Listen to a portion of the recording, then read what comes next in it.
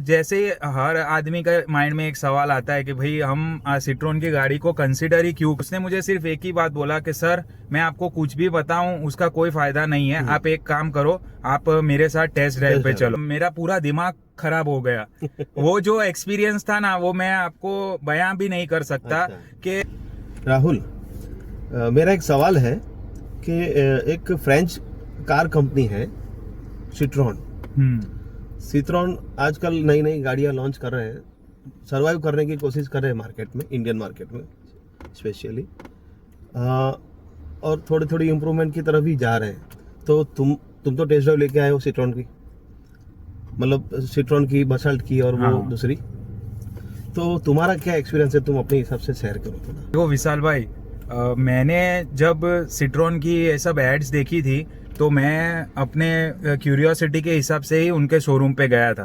Personally मुझे ना वो ब्रांड में कोई भी तरह का इंटरेस्ट था, ना ही मुझे गाड़ी के बारे में कुछ ज्यादा पता था। ठीक है, तो जब मैं शोरूम में गया तो मैंने वहाँ पे बसाल्ट देखी और उनकी जो C3 थी उसका डार्क एडिशन देखा।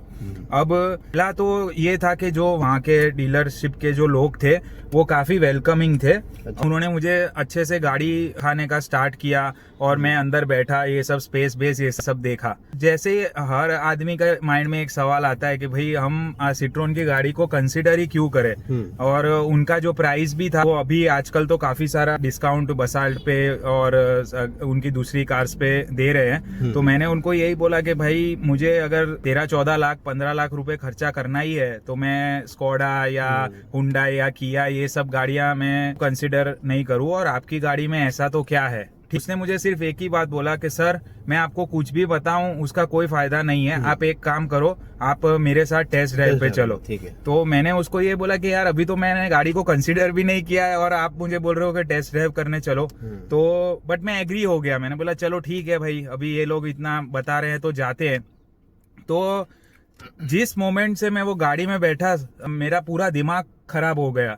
वो जो एक्सपीरियंस था ना, वो मैं आपको बयां भी नहीं कर सकता। कि पहली बात तो वो जो गाड़ी का टॉर्क था बसाल्ट के अंदर, जो 1.2 लीटर टर्बो इंजन है, और वो जिस तरीके से वो गाड़ी का पिकअप था वो एब्सोल्युटली माइंड ब्लोइंग था। सब तो गाड़ियों में देखने से पहले जब जैसे गाड़ी में स्टार्ट करके चलना स्टार्ट किया तो मुझे और कोई चीज समझ में ही नहीं आई कि भाई क्या इंटीरियर है। बोला कि सर ये तो आपने अभी सिर्फ स्टार्ट किया है, मैं आपको ऑफ रोडिंग ट्रैक पे लेके जाता। सुन के मेरा थोड़ा और मैं वो हो गया। आप बसाल्ट की बात करिए या C3 की बात करिए? नहीं, मैं बसाल्ट की बात कर रहा हूँ। हाँ, तो मैंने बोला भाई ये तो मतलब कूपे SUV है, टाइप गाड़ी है। तो बोले सर आप चलो तो सही। तो वो बंदे ने मुझे 8 से 10 किलोमीटर का ड्राइव दिया, और जहाँ पे वो लोग जीप कंपास गाड़ियों का ऑफ रोडिंग का टेस्ट करवाते हैं, मतलब टेस्ट ड्राइव के लिए, वही ट्रैक पे वो मुझे लेके गए। और सही बात मैं मानूं, वो गाड़ी मक्खन की तरह वो ऑफ रोडिंग ट्रैक पे निकल रही थी।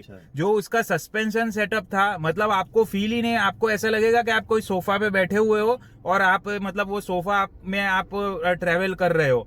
तो अनबिलीवेबल वो गाड़ी का जो सेटअप था, और वो जो एक्सपीरियंस था ना, वो मेरे साथ ऑलमोस्ट 24 to 48 आवर्स तक रहा था। और पर्सनली मैं आपको बोलूं ना, तो वो टाइप का राइड क्वालिटी उसके बाद मेरे को कोई गाड़ी में ऐसा फील नहीं हुआ। बसाल्ट का मैं भी ले चुका हूँ एक बार टेस्ट ड्राइव। हाँ, बसाल्ट मुझे बहुत मतलब परफॉर्मेंस के थ्रू और ऑल ओवर मुझे एकदम बेस्ट एक्सपीरियंस बसाल्ट में रहा है, मुझे अच्छा लगा है।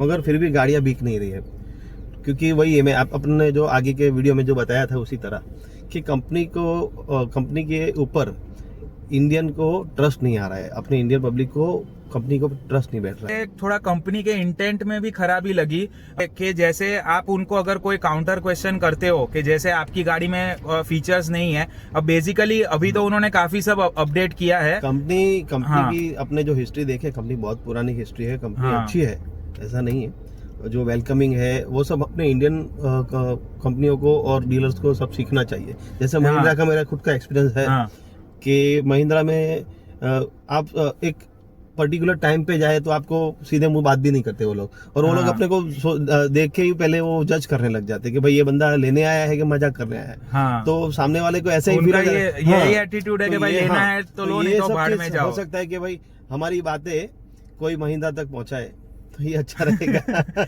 तो इंडियन ऐसा नहीं है कि भाई किसी का प्लस और माइनस, जो भी है एकदम रियल फैक्ट आपको, रियलिटी आपको आपके सामने शेयर करते हैं। दूसरा प्रॉब्लम मुझे ये लगा कि जैसे उनकी C3 गाड़ी को 0 स्टार रेटिंग मिला था। अच्छा। नो डाउट अभी वो जो अफ्रीका का वर्जन था या जो भी था, तो उस बात को भी अभी ऑलमोस्ट 1.5 साल होने आया है, तो कंपनी ने उसके बारे में ना कोई उनका ऑफिशियल कोई स्टेटमेंट आया है और ना ही उन्होंने कोई ऐसा उसको काउंटर करने की कोशिश की कि नहीं भाई हमारी गाड़ी सेफ है। वो सिर्फ वहां पे जाके सिर्फ एक बोनट उठा के बोलते हैं कि ये हमारा बोनट बहुत हैवी है, बट एक जो नॉर्मल कंज्यूमर है उसको उससे इतना फर्क नहीं पड़ता है, वो तो यही देखता है। खाली बोनट हैवी रखने से आपको गाड़ी की स्ट्रेंथ नहीं पता चलती है।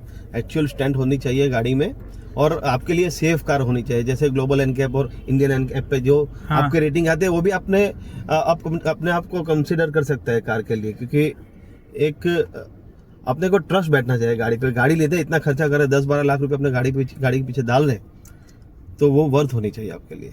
नहीं, वही है कि कंपनी के प्रोडक्ट में मतलब लाजवाब प्रोडक्ट है उसका, उसमें कोई डाउट नहीं है। जो उसका गाड़ी का जो राइड क्वालिटी और जो सब कुछ है वो सब एक नंबर है। बसाल्ट तो समझो, बसाल्ट में तो देखना ही नहीं है अपने को। हाँ, और आई थिंक वो पिकअप करेगी। जैसे थोड़ा समय, मतलब थोड़ी एक्सपीरियंस होगी, कंपनी भी इंडियन माइंडसेट के हिसाब से, और चलनी चाहिए लोगों, जैसे जैसे गाड़ियां बिकेगी और लोग अपना एक्सपीरियंस देंगे, उस हिसाब से अपने उस पर रिव्यू दे सकते हैं। Okay, thank you.